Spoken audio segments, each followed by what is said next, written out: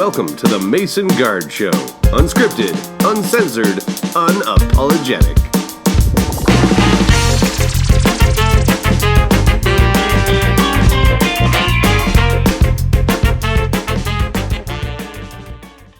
Hello and welcome to a special bonus mini episode of the Mason Guard Show. This is where we're going to be trying out some of the games that we have in mind for our shows, see which ones you guys like and which ones you'd rather we leave on the shelf. We're going to be starting today with a classic game that most of you probably already know called Two Truths and a Lie. This is where I'm going to state 3 facts about myself, 2 of which are completely true, and 1 is an entire fabrication. So it'll be up to Ed to try to figure out which one is which. And Ed, are you ready for the challenge? Oh, I'm always ready for a challenge, Scott. I consider myself a seeker of truth, so I will have some very specific questions to try and determine which of your stories is a bullshit lie. All right. Well, fantastic. Well, in that case, let's not delay this any longer. So for this show, I have decided to stick with the theme being victory. So I want to talk about a few personal victories of mine that I have had in my lifetime. All right. So, fact number 1. I won a lip sync contest for doing a lip sync to a polka song. A polka song? A polka song. Okay, I have questions. I'm going to go through all 3. Okay, all right. then you can have your questions, all right? Fact number 2. I came second place for my age group in a provincial science fair when I was in grade school. Okay. All right? Fact number 3. I won a role-playing contest. Out of over 200 competitors, I came first place for my particular character. Okay. All right. Let's start from the top. Polka. Uh-huh. A lip syncing competition for polka. Yes, a lip syncing polka. Tell me, how old were you when this happened?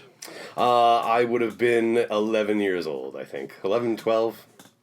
11 or 12. Okay, so Yep. What are the circumstances? Where was this? Where did this happen? This was a community day. So my small town had like a gathering. Okay, so what is in a polka song? What is in a polka song? I didn't think I'd have to educate you. Yeah, no. On the music. Well, of course there's lyrics. It's a lip sync, What was man. the name of the song? Ooh, that's actually a good question. I don't know that I could pull the name of the song right now. Oh, questionable. Yeah. Okay, let's move on. Okay. The science fair. Mm-hmm. How old were you when you won this science fair? Or second place in the science fair? This was grade 8. Grade 8, okay. Yeah, grade 8. So that lines up with standard science fairs. What was your project? Roofs. Roofs. Different shapes and designs of roofs and stress testing the various designs. So how did you stress test them? I did multiple stress tests. So we did one where we would hang from the beams, and we also did one where we would put pressure down on top of it. Okay. Trying to simulate rain. So what did you use for the weights? The weights were just standard, like scientific metal weights, so there was a standardized. Okay, and you got second place. We got second place in the province. What won? What won? Oh man. Yeah, no, nothing. I don't think I can pull that one from and memory. was this a solo project or did you have a team? I had a team. It was me and my best friend Rod. Okay. Of course, it would be Rod. Okay. Okay. So let's... Rod, if you're out there, I'm sorry. No judgment, man.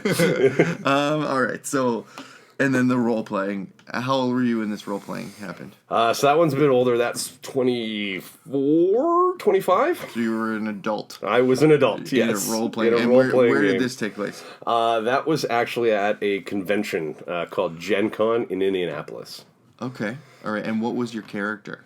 So he was a bugbear captain, and he was a complete horn dog.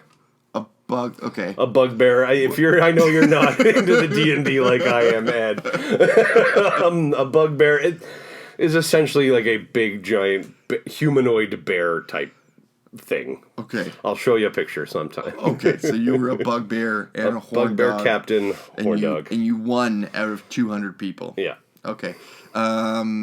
Are you embarrassed that you're telling this story? No. Okay. Okay. Based on my questions here, Yeah. I'm going to say that the polka competition is bullshit. All right. Is that your final answer? Oh, Scott, I don't know. This is all questionable, but yeah, I can't believe that it would be a polka competition that you won. All right. Let me tell you, the polka competition is, drumroll please, true. Oh my god.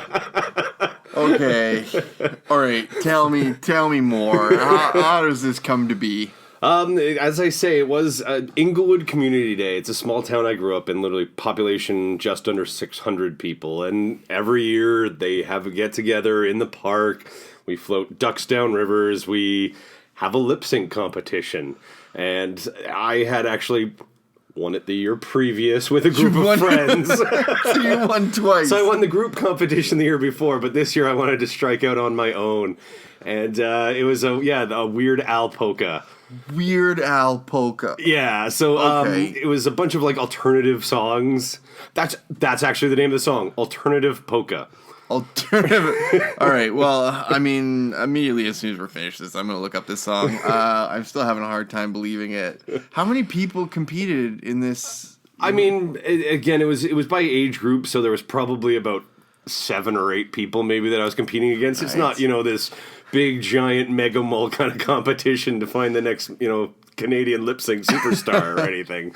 But I mean, I dressed up. I had red shorts with a yellow, golf shirt, rainbow suspenders, glasses, did the hair slicked back and everything, like trying to look like the ultimate geek. Had a little toy accordion. I mean, I went all out for this. And Oh my God. The community just seeing an 11-year-old kid go absolutely nuts in a polka. I mean, how could I not win, right? Yeah, I guess so. I mean, I at this moment could not name a polka song. I can't even think of what that would even sound like. I mean, in my mind, I have someone dressed in like cogs and like playing an accordion, Lederhosen. Yeah. I know what you're picturing for sure, but and I mean, truth be told, that's probably not too far off most polkas. But yeah, it was Weird Al. As I say, a little bit of a different story. I mean, even as a kid, I loved Weird Al. I still to this day love Weird Al's music. Oh my God. So I can't help it. So that makes our lie. Then the lie is the science fair. Oh my! So you won also a role playing competition, and I don't even know you. So tell me more about this role playing competition. Like, Well, that again, as I say, it was Gen Con, so that's it is the biggest Dungeons and Dragons convention in the world.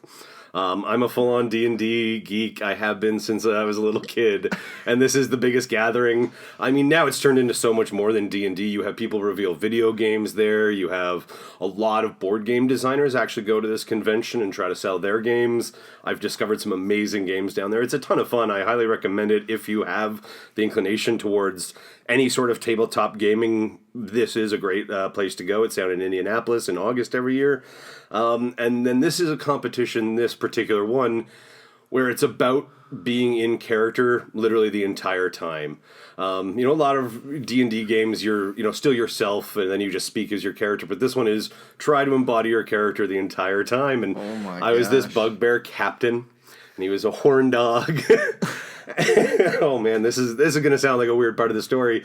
He had to give up a part of himself, and so every single person who was playing this character had to make a decision at one point to give up a part of their character. And the easiest one that was least impactful to your character and how you'd actually play the game was love. So it's we get that, and we get a little piece of paper back that says you are no longer attracted to women. And so everyone else just took that, okay, I'm just going to stop being attracted to women. And I thought, I'm going to have some more fun with this. It doesn't say you're not still lustful. So I had him hit on every man in the campaign the entire way through. He still stayed as horn dog. And because of that one distinction that no one else did, they just turned and took away one of his most interesting characteristics. I won this competition. well, Fair play. I don't know you. That's the point of this podcast, Ed. This is how we're going to get to know ourselves and our audience better. In future, I will do better. I promise. But yeah, I mean, you fooled me this time, Scott. All right. Well, guys, that was another special bonus mini episode of The Mason Guard Show with 2 truths and a lie. Let us know what you thought. You can hit us up at themasonguardshow@gmail.com and also on our Instagram and Twitter coming soon. Both of those should be at The Mason Guard Show. Thank you very much. We will see you next time.